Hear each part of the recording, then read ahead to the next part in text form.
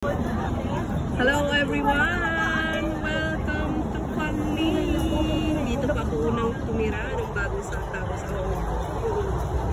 So ayan, napakaganda dito sa Fanling. Kasama ko yung kapatid ko at yung friend niya.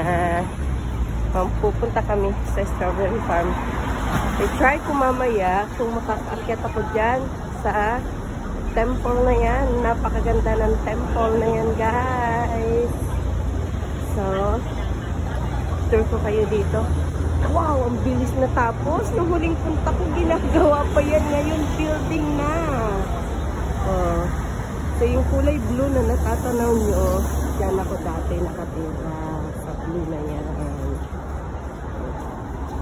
Ang lalaki ng orange, guys. So, gaganda ng prutas.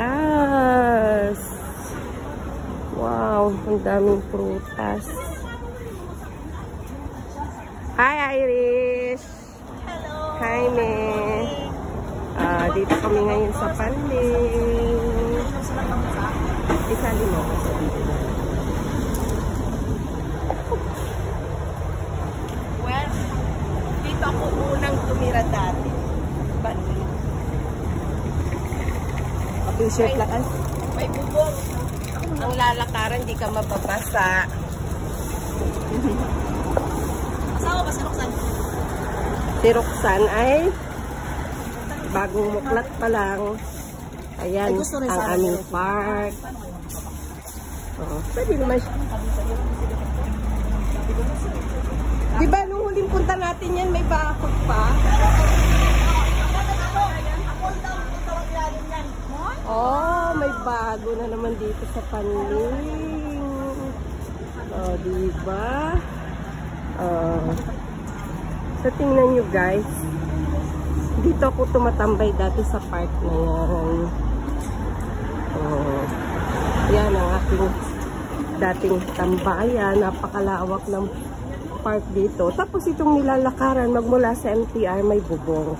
Kaya pag panahon ng tag-init, hindi masyadong mainit or in case na umulan. I miss this place.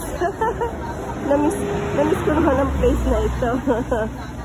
Diba? Dito kami dating tumira. Okay. Enjoy the view, guys. Yan, napakaganda rito sa lugar na ito. Ayan. Itong park, tingnan nyo. Napakalawak ng park na yan. Ayan. Malawak ang park na yan.